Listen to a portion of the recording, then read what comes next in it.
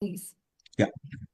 Yeah. At the outset, I feel honored to be here to deliver this talk on this auspicious day, Mahal's birthday, which was celebrated all over world yesterday.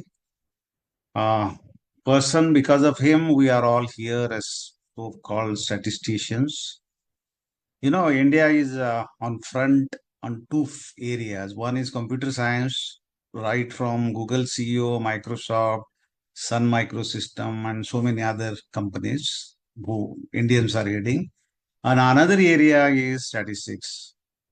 So India is recognized all over the world in computer science and statistics. We are number one in both the areas. The credit goes to Professor Mahalanobis, who established in British India, Indian Statistical Institute. Yeah.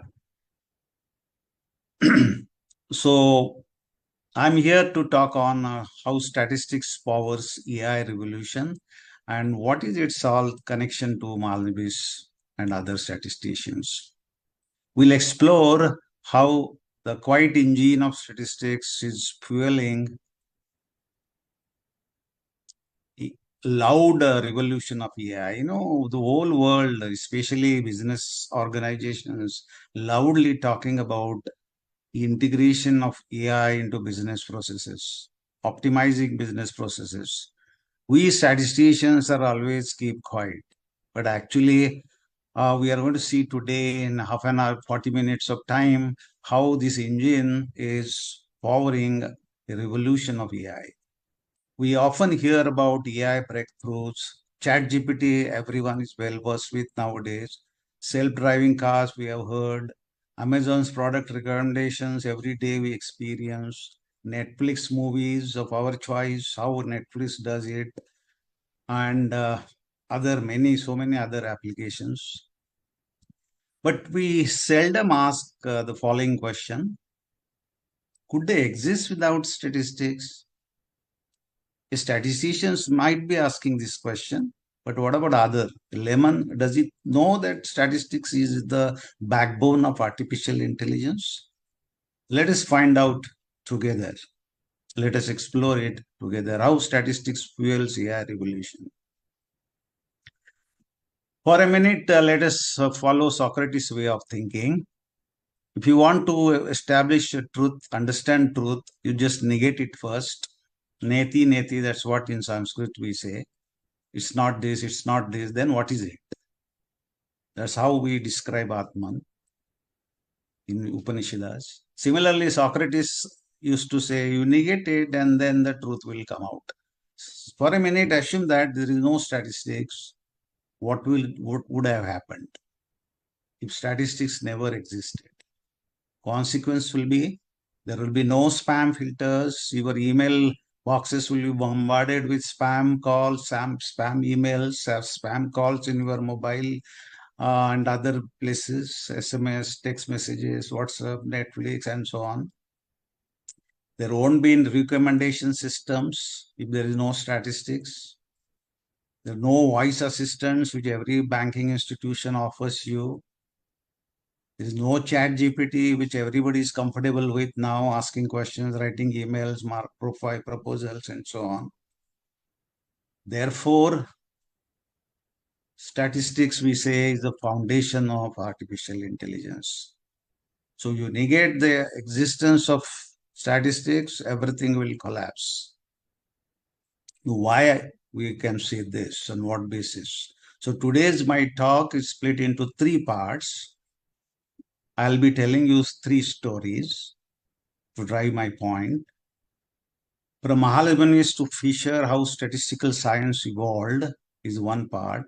Second, how AI evolved over the years. There are two parallel tracks initially. Statistics started with Fisherian and other stalwarts. In India, Mahalanobis started it. Simultaneously, artificial intelligence development was happening, but on a parallel track. They never met together. Then how they get married, and then ChatGPT was born. ChatGPT has changed the nature of the world, the business organizations. And every sphere of life is getting impacted by the newer and newer versions of ChatGPT. We are all experiencing from morning we get up till we go to sleep. ChatGPT is there everywhere. So what is the backbone of ChatGPT? Those who are in hurry, for them, the summary of my talk, what's the difference between statistics and artificial intelligence? So quickly, statistics focuses on inference and understanding. What does it mean? It explains the interrelationship between various factors and helps you to understand the complex relationship, the nonlinear relationship between various activities which we see in and around you. For example, black clouds, we expect rain may come down, but many times it doesn't happen. Why? Can we explain that? I'm applying NPK fertilizer as per the agricultural scientist suggestions, but sometimes crop comes as expected, sometimes it doesn't grow. Why it happens? Statistics tries to explain it. Statistics works on a sample-based data, a cleaner data set, and generalizes to gigantic population.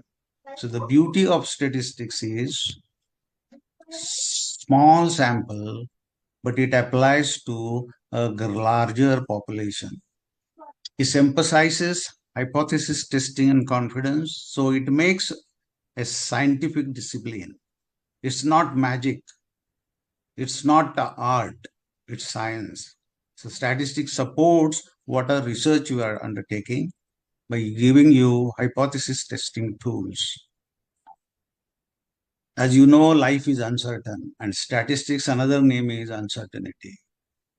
So here, hypothesis testings rules out the random or chaotic part and gives you the real truth. It brings out the truth present in your studies.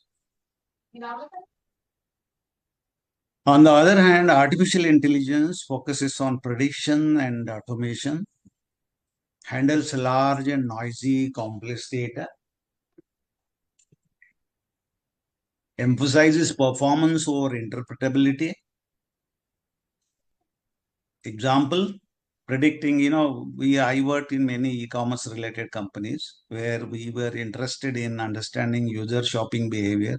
Millions of browsers visiting various e-commerce sites, online food deliveries, the quick commerce and so on. But we are not sure, we are uncertain that whether a particular browser user will purchase the thing items or not. Because of this uncertainty, statistics enters and tries to predict whether the user of the browser is a shopper or not. Will he buy or will he not buy?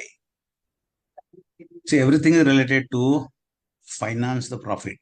So ultimately, business organizations are interested in understanding proactively what will happen, whether a browser visiting a shopping mall, shopping retailer, whether he will buy or not buy. Now, if you look at the differences, similarities, statistics talks about inference and understanding. AI tools are normally on prediction and automation. ChatGPT, you ask a question, ChatGPT gives the output. So I'll tell you later what it exactly does. How do we fit into a prediction as a prediction aspect? Statistics works on a small sample. AI tools handle normally large and noisy data. The scale is very important in AI. That's why where we differ. But the foundation is statistics. As you can see from this slide, the statistics is ingrained in AI development. It's invisible, but as a statistician, you will appreciate the role of statistics in development of AI tools. Now we will see as going forward how these two things go and merge together and gives a beautiful product like ChatGPT. 29 June, this is just already Rashi has explained this. Pointed out his contributions to Indian statistics. The main contribution here, as I say, generally I give extra shots like movies at the end, making of the movie. The director gives you extra shots, something like that. I like to do that. A Journey from Malamis to Machine is my title of the talk. So 1936, Malamis developed a metric to detect outliers in data. As we know, as statistics students, outlier destroys accuracy, destroyed efficiency, it brings down. So Malamis was worried about this particular species called outliers. How do I identify it? Famine, crop yields, socio-economic patterns in India, the utter poverty. Some people are very rich, some people are very poor. Why this happens? That time computers never existed. So he proposed a metric called Mahalanobis distance d square. Of course, he proposed it with respect to molecular development, being a physicist himself. Is used in AI systems. Now we are using it in AI systems to detect fraud in BFSI sector, diagnose diseases, rare diseases in particular, identify face recognition anomalies, like identifying when you go to airport security, security personnel looks at you, looks at the system and see whether your face resembles with a terrorist or a criminal. Now, how does it happen? Criminals are not everywhere, right? They are something like outliers. Now, this type of distances are used in identifying outliers in data. From manual ledgers to machine intelligence, it is this statistical thinking that quietly powers the AI revolution. So my story number one, as I promised, three stories. The first story is about MySane, AI-based tool on only logic was developed and which failed miserably.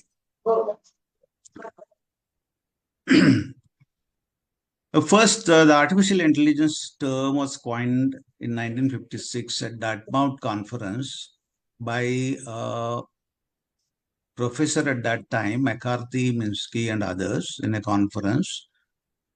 2 months rigorous conference workshop was arranged to deliberate about doing something different using machines. And what is the term to be used? It was discussed, deliberated, and they came out with the word artificial intelligence. Since then, we are using it. Early days, AI was focused on only symbolic logic and rule-based systems, the if-then kind of thing. If this happens, then do this. For example, earlier company where I was working for, a person, browser comes to your website looking for certain products. Now, one rule says if a browser stays for 2 minutes on a particular web page, then probably is going to buy this particular product. For example, Amazon, you are surfing for mobile phone and you get stuck up on one particular page, let us say the new mobile which is launched by Samsung. Now you are spending already 3 minutes on that. Now, the e-commerce organization thinks that you are likely to be a purchaser and they may offer you a 10% more discount in real time. So offering something in real time is a challenge to all of us statisticians because we have to proactively identify your intention.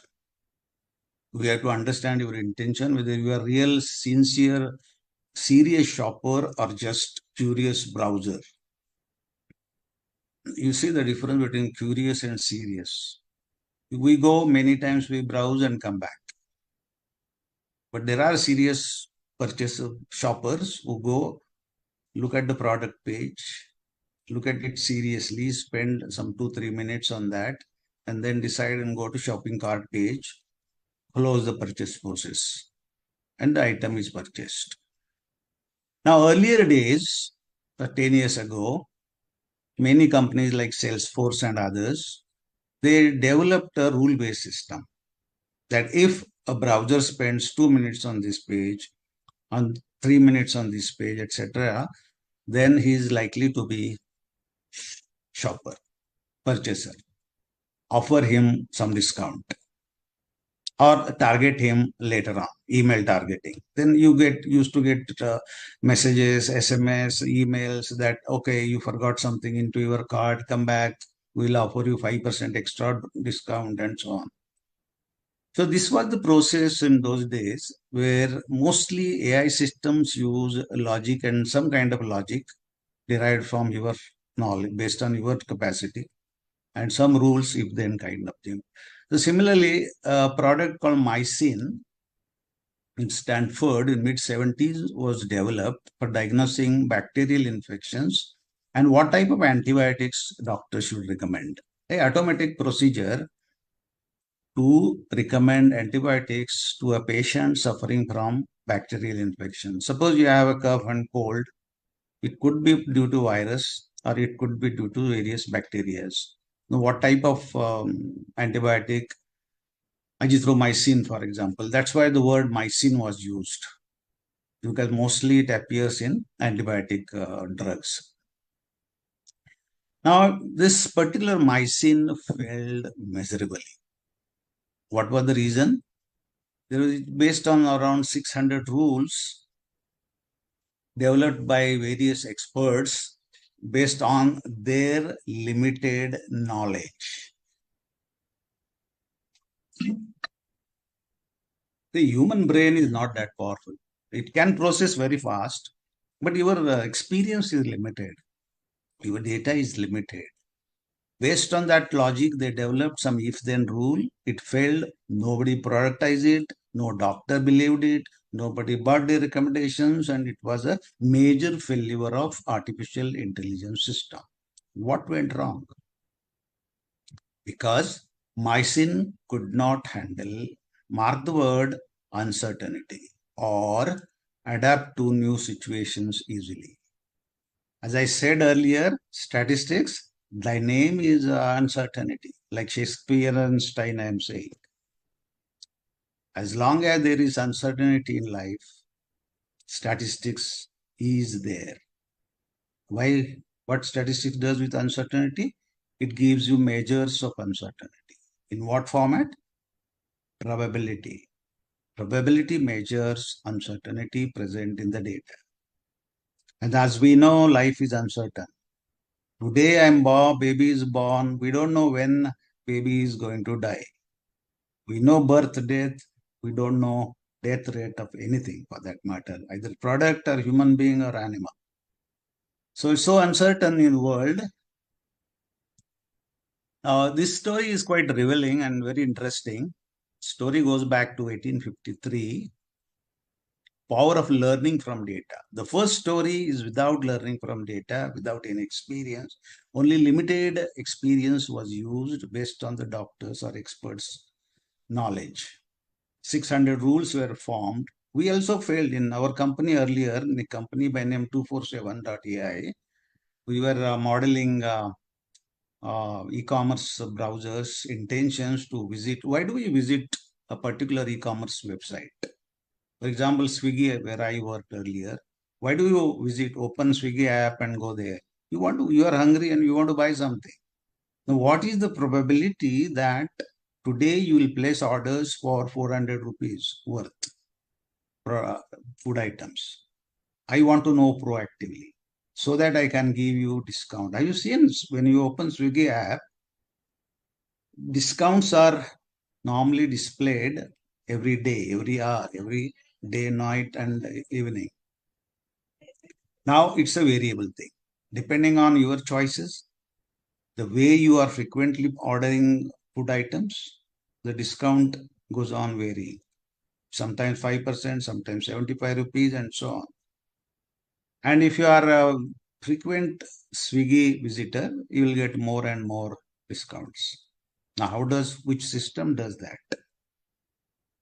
They learn it from your previous browsing behavior, what we call data. So look at this story, very interesting. Crimean War, related to Crimean War, a famous war. You know, Russia is fond of Crimea and Ukraine. And now Ukraine war is going on. They acquired Crimea again few years back. But this war goes back to 1853. The Russian Empire lost at that time also. against France, Britain, and others. But the speciality of this war was high-tech war. First high technology conflict of the modern age. The age of railways, telegraph wires, photography, high explosive shells, like just like we are using drones now. Those days, high explosives ammunition was used. So naturally, loss was tremendous. Many thousands of soldiers died in the war. 3 years war. It was war of shocking statistics with tens of thousands of soldiers dying. Florence Nightingale and her team of nurses came to run hospitals for wounded soldiers. Many wounded, many died, and Turkey-based British government had sent a team of nurses led by Florence Nightingale, was famously called as Lady with the Lamb. When she visited the camp where soldiers were getting nursed, suffering from various types of dysentery, cholera, typhus, utterly chaotic, unsanitary, inhuman living conditions. The data was not available. She was wondering whether really soldiers were dying because of war wounds or because of these unsanitary conditions. That was a big question came to her. She was puzzled. The large number of soldiers really died due to war wounds or something else had happened. Now she was looking for data. She didn't have ready-made answer because nobody was data literate at that point of time. They didn't have data, so she was brave enough and started collecting data. So simultaneously, she was nursing wounded soldiers. At the same time, she started keeping up the data. This data set is available in Python and R. Those who are interested, they can go visit and analyze it again. So the data says the death and the cause of death.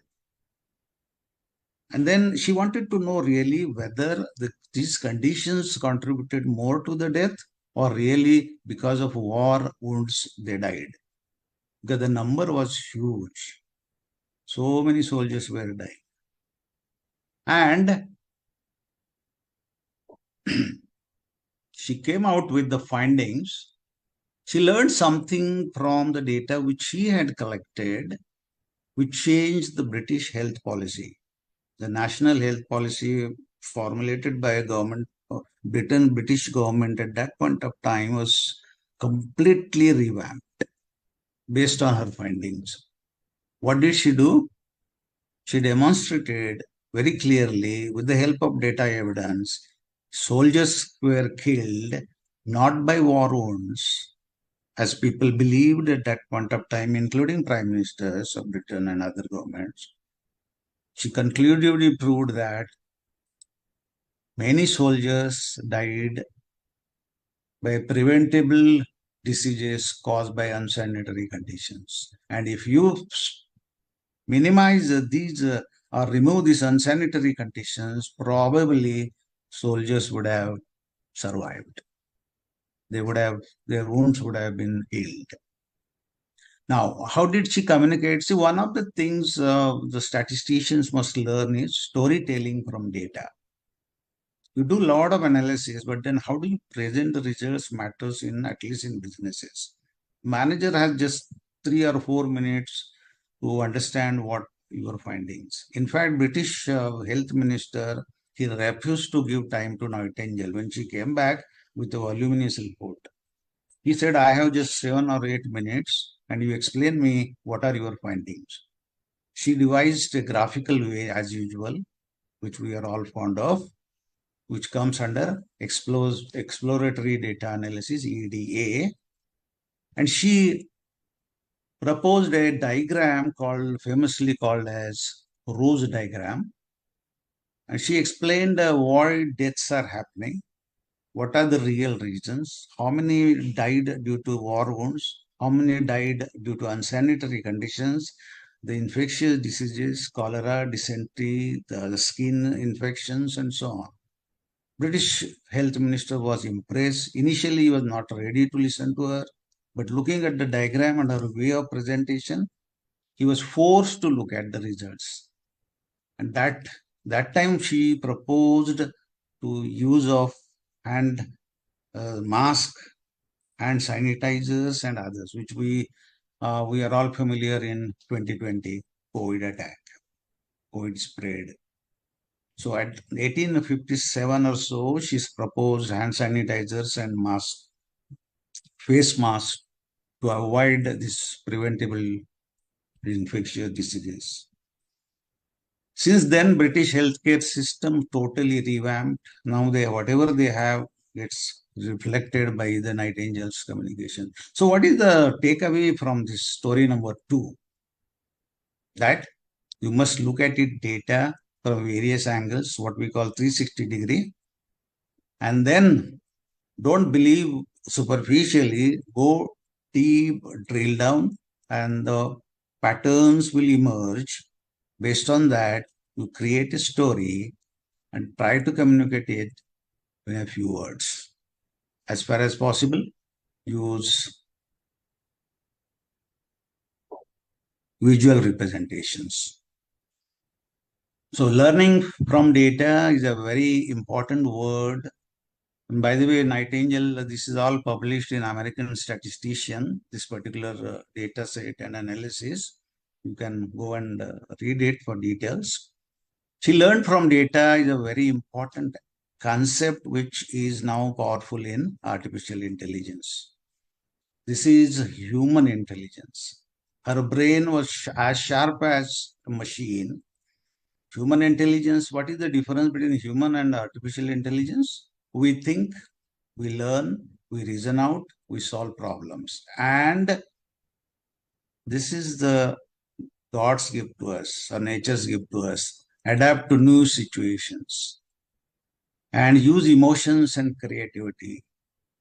Now, artificial intelligence follow most of these things, but emotions and creativity, emotions especially, still artificial intelligence systems are unable to capture. Research is going on. The logical thinking and emotional understanding, that's how human intelligence is differentiated with all animals and machine and so on. Look at this big, cute baby sleeping.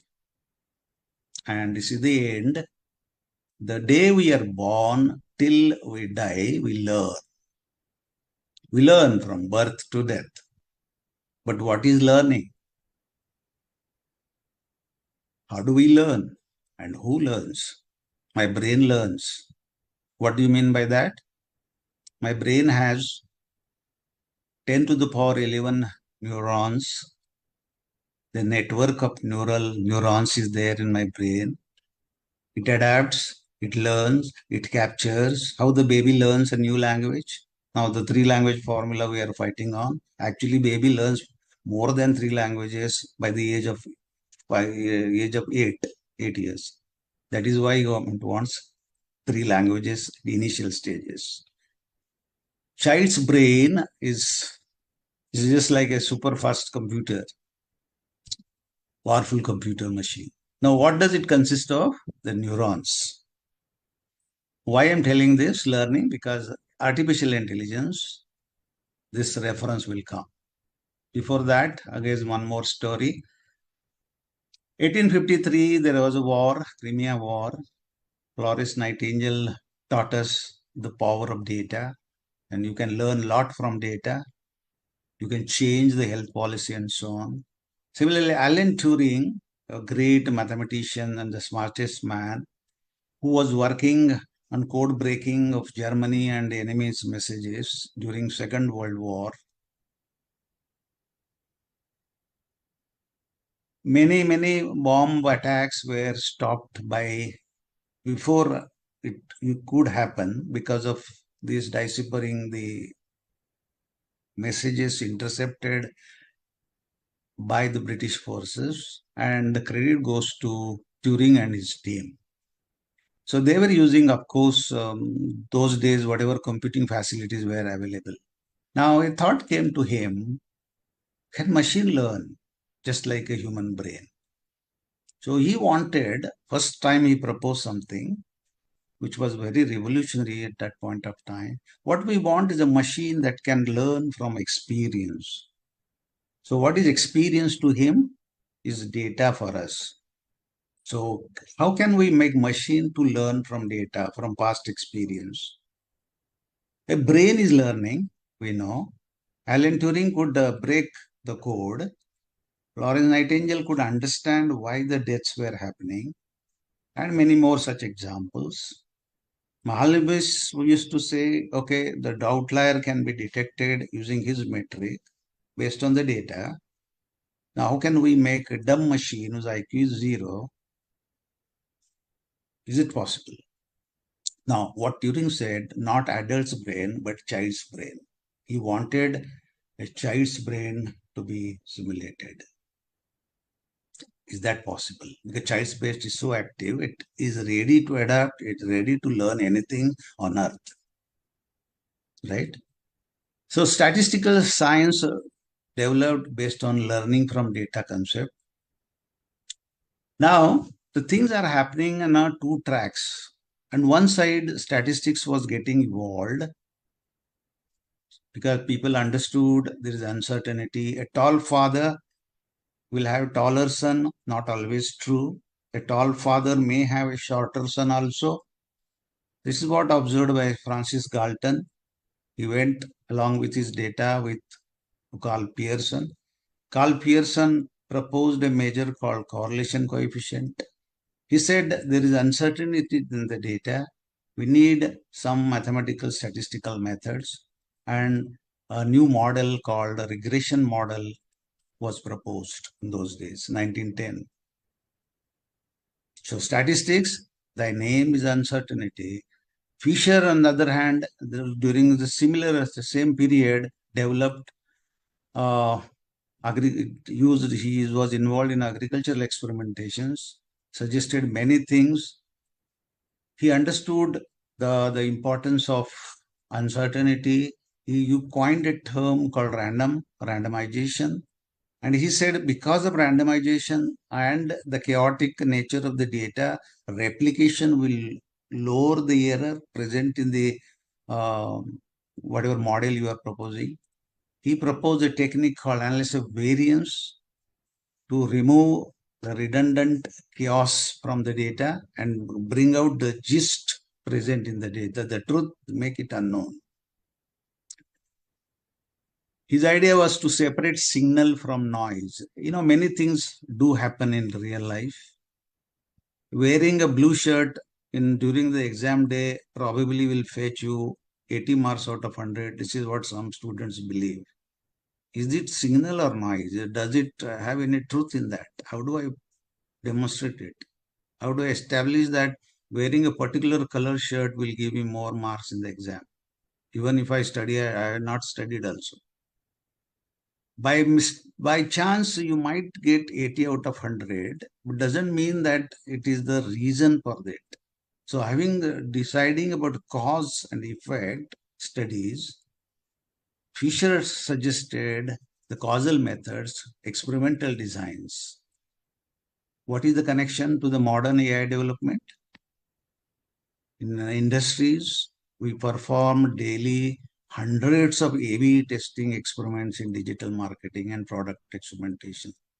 If you see carefully Amazon website user interface, what it was in 5 years ago, or Microsoft window interface 5-10 years ago, and now there's a lot of difference you will find out. Microsoft fonts, various fonts you are using, on what basis they have decided that Calibri is the most soothing to the eyes font, one should use it. I'm using Calibri. Why? Because through various experimentations, design of experimentation called multifactor or AB, which are based on these three principles, standardization, replication, and error. These experimentations are conducted almost every day in every company. Whether this particular discount will attract more users, if this system offers more users and so on, how do I decide? perform this experimentation. The roots lies in features development. Malvis and national planning, 1930s and 50s, he first time introduced stratified sampling in Indian National Sample Surveys, developed Malvis metric called Malvis distance in multivariate analysis, promoted large-scale data use in policy making. Now, what is to do with the present-day development? One big problem, in cybersecurity, banking, BFSI sector, and many places.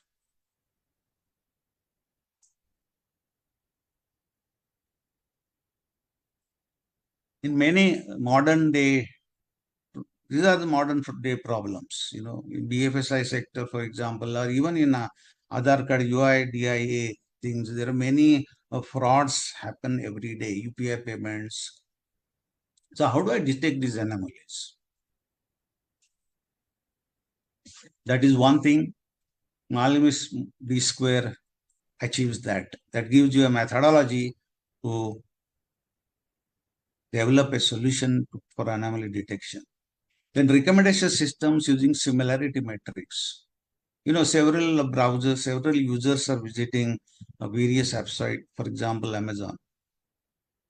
Amazon at the end recommends certain products to certain users. On what basis? On similarity metrics. Now, one of the measures people use is Malvis measure. So the roots lies in earlier days of rise of statistical learning methodologies. 1990 onwards, statistical learning methods like logistic registration trees, Bayesian networks, more emphasis was placed on learning from data. Now, this is as opposed to hypothesis testing approach. I'll come to that.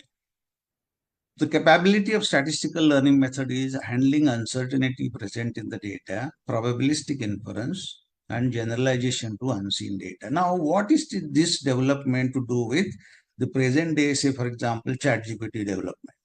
That I am going to connect it at the end. How did AI grow?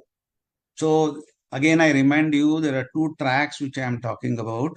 One is the development of statistics. Over the years, Fisher, Malnebis, and others propose various statistical methods. They're trying to solve certain physical real-life problems and came out with many, many different tools, experimentation, sample surveys, various techniques, models like regression model, logistic model, and so on.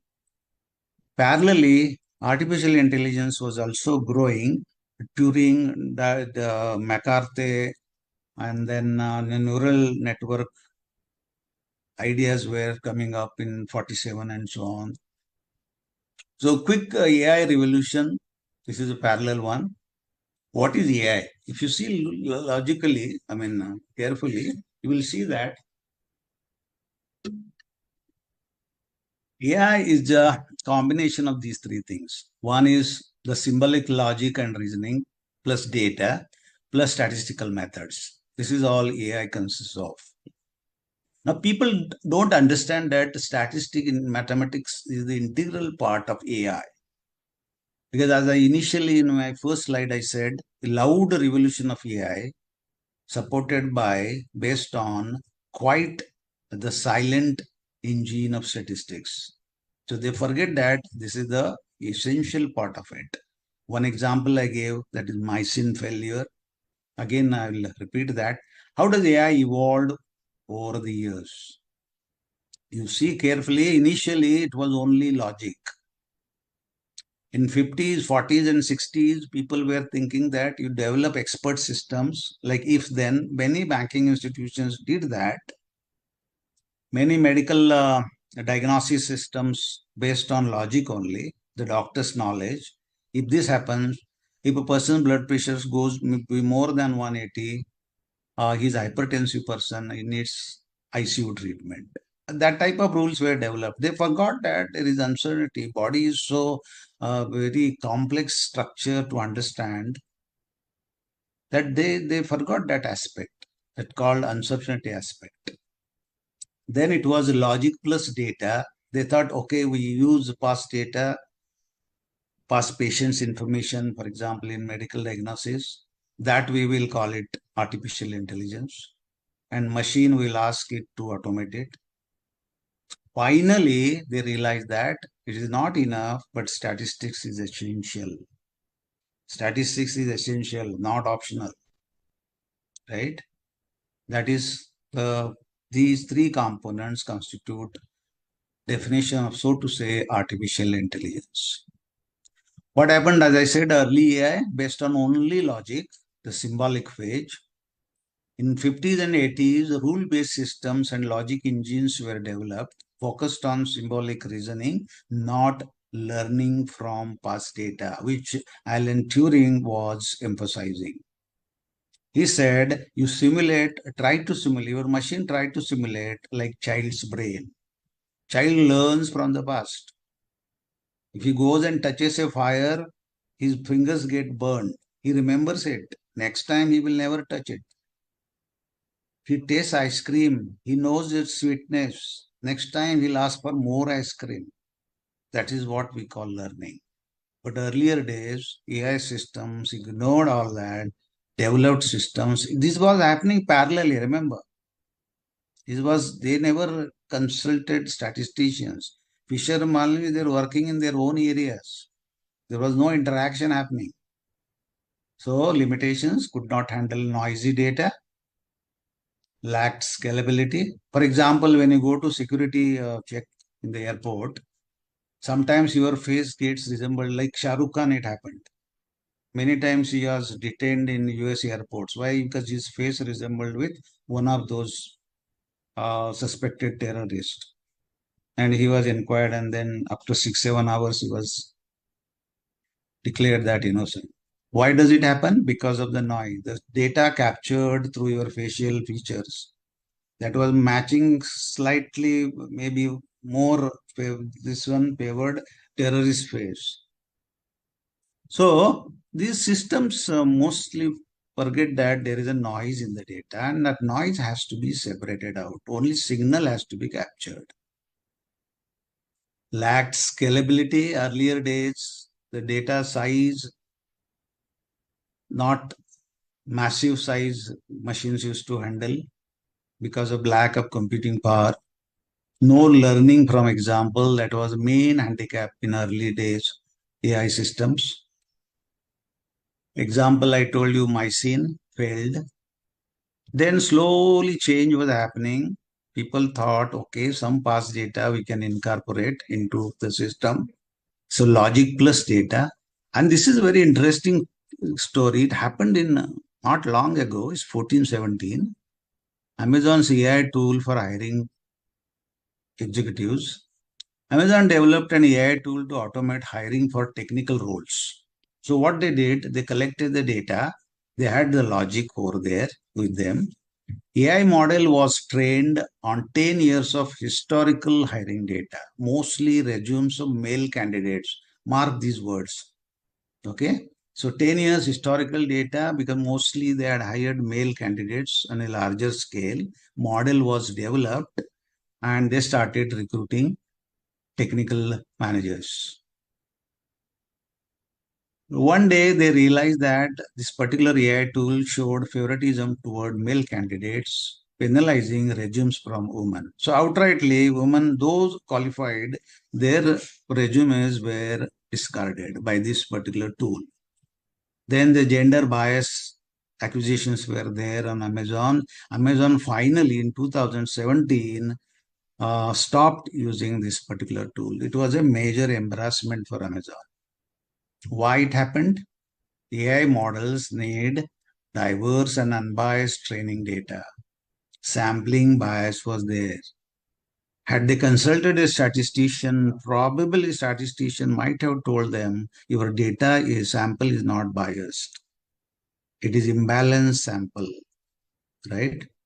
So logic, you may be good at. A good mathematician is good in logic. A general person with a good IQ or intelligent coefficient is good in logic and reasoning. Fine, you can develop a system. You have a data, but the data is faulty. It is not balanced data. In statistical sense, not enough sample is available, then naturally logic plus data system was a major failure. This is a very classic study available in public domain. Realization to make machine intelligent. So what do I need?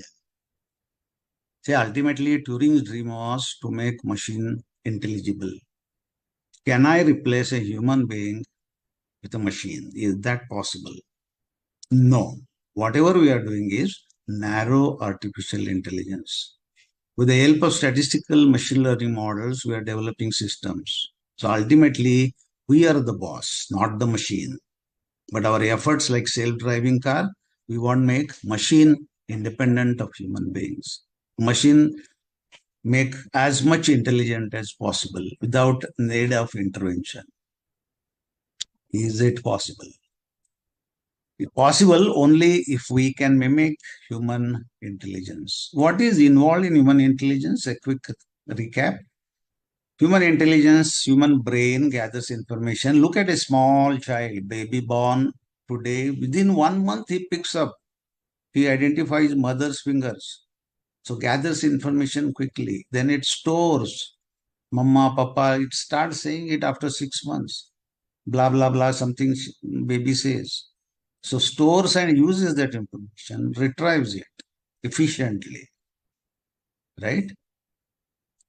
Like when you search for Google, you write a keyword, Google goes and retrieves the information for you. Millions of pages are given to you, whatever is stored on web.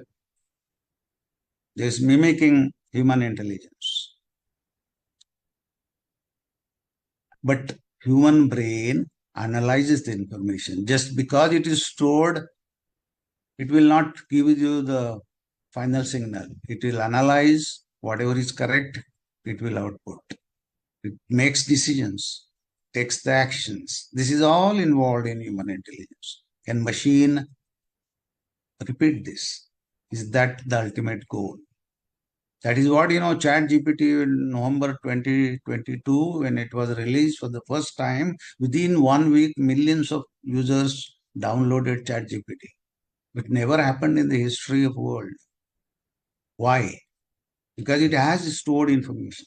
It retrieves very fast. It analyzes it. If you want to write a poem using ChatGPT, you can do it, right? If you want to do some research on a new topic, you can ask ChatGPT to decide and tell me what action I can take on that, what books I can read. So ChatGPT is mimicking, but what is the foundation of ChatGPT? This Mahalanobis, again connecting Mahalanobis to machine, go back in 1936, he realized it long, long ago. And what he said, he wrote, this is there on one of these websites,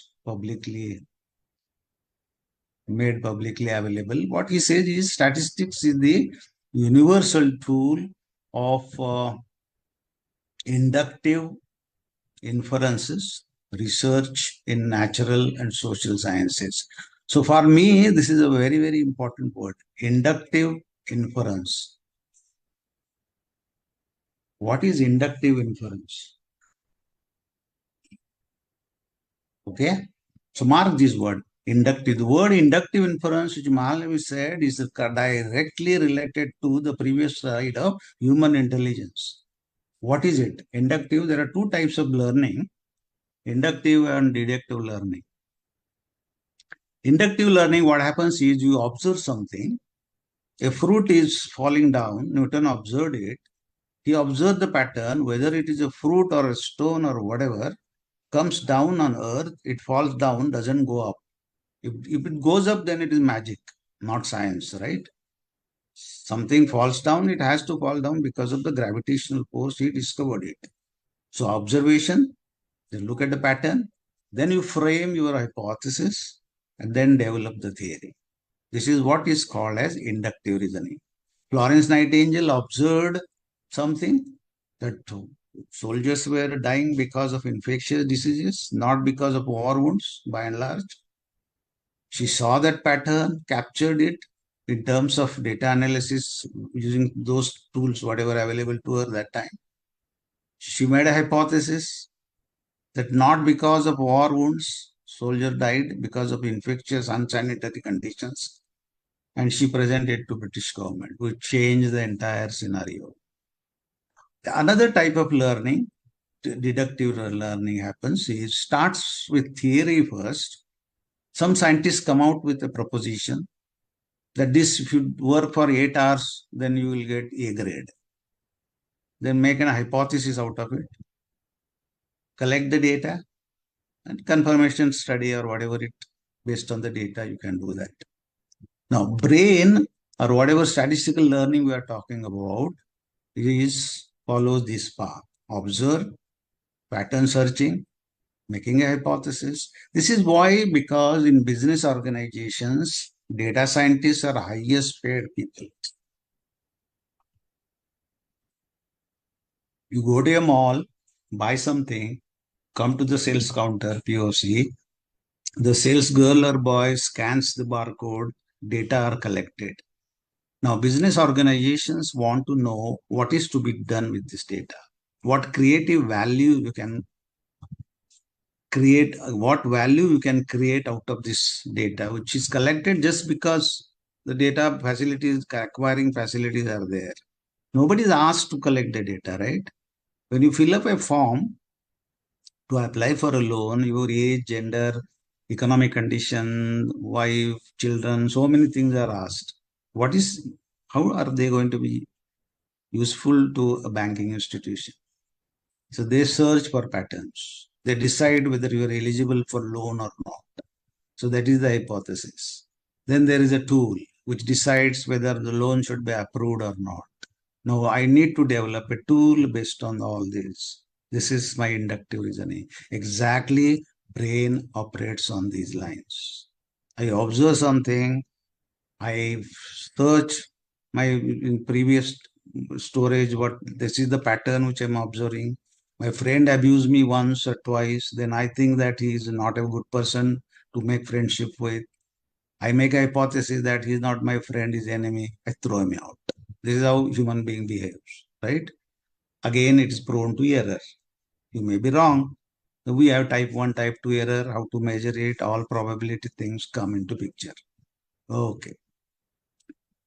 Now, when learning from data, business success case, I told you failures. Now, here is a success case. Amazon recommendation system. So, use collaborative filtering, statistical techniques is used. Malware distance inspired similarity scores. When you buy something, other users like you, they have bought something. So, that is what we say collaborative filtering techniques. Personalized experience, increase sales and engagement. You know, if you right now, if you open Swiggy app and you are a registered user, then immediately you will see that we are recommending these items, food dishes to you based on your previous browsing experience. You might have ordered, because if you open my Swiggy app page, you will see that idli, dosa, etc. I have ordered in the past, it will show. If you have ordered chicken and other things, it will show that your favorite dishes are these are the favorite hotels. Oh, these are the personalized experience every company does. If you go to Mintra, they have done that now. There is a edit box. Now here I can type that, okay, I want to present a talk today on this occasion, what dress I should wear. Then Mintra suggests use gray shirt, a black trouser.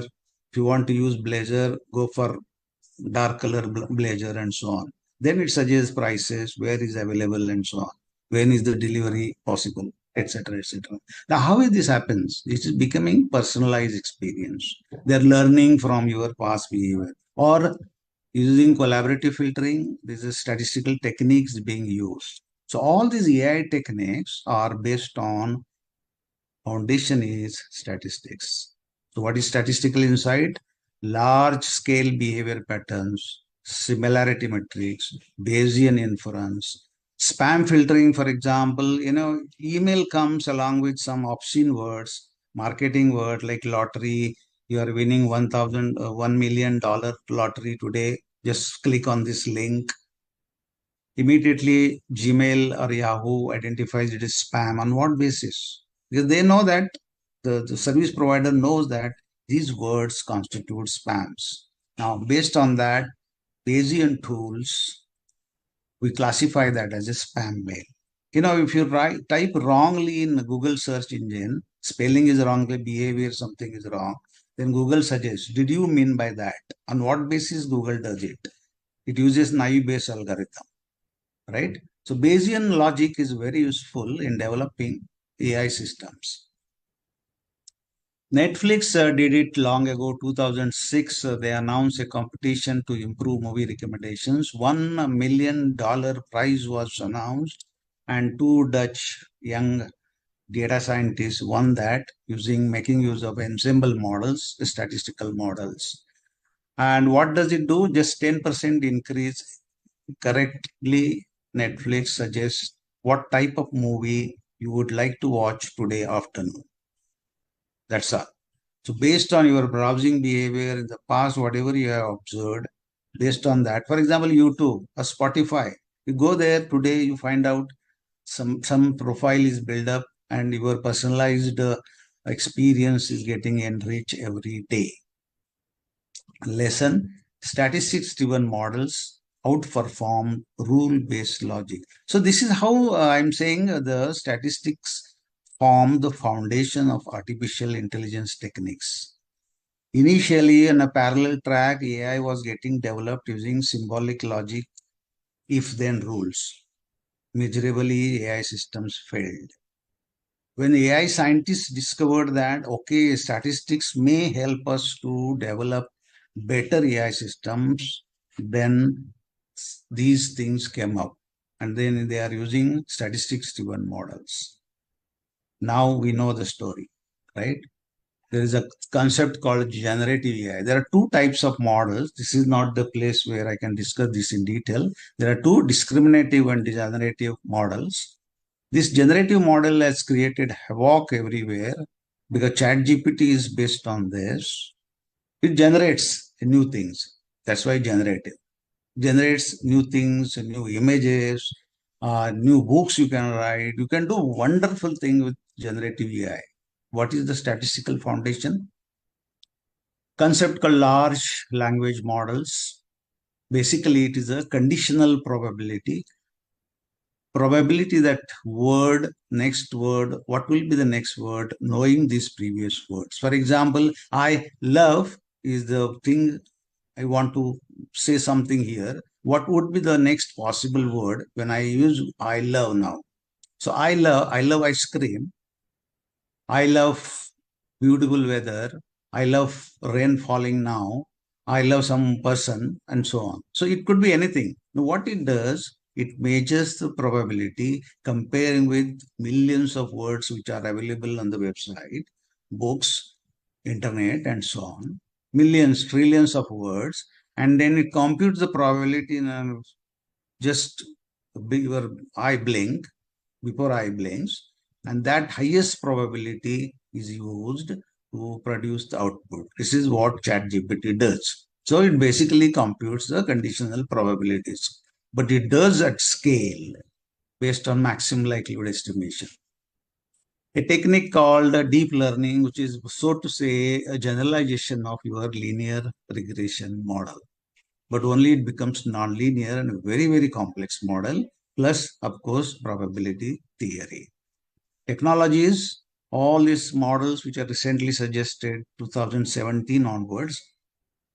Attention mechanism 2017 paper changed everything. It gives appropriate weightages to these words. For example, in very different contexts, I love now in summer, I'm talking about summer going out with friends and I want to eat ice cream, then the probable word is ice cream.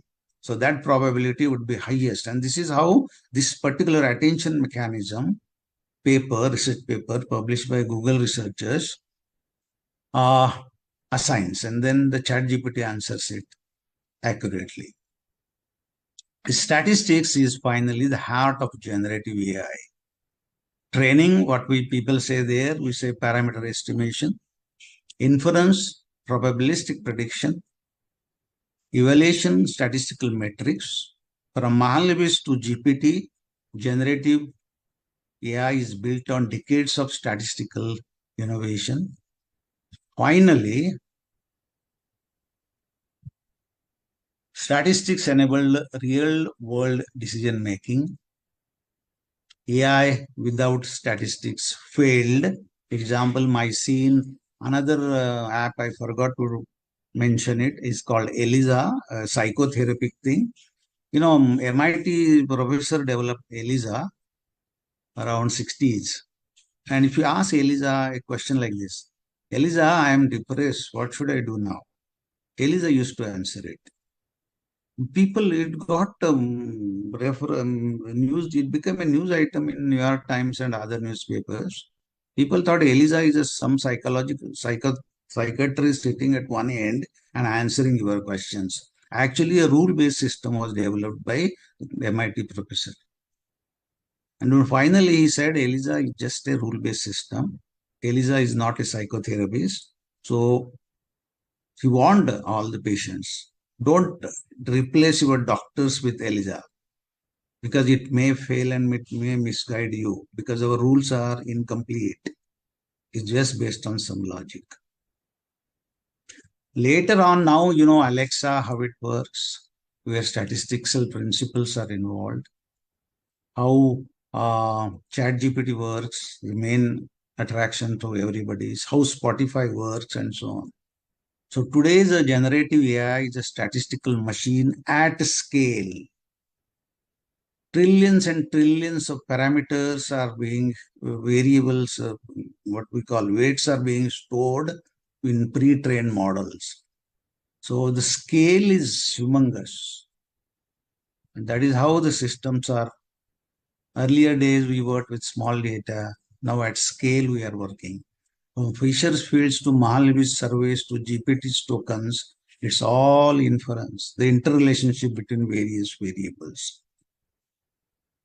This is all I want to talk about, how Mahalanobis to machine and how statistics is powerful. So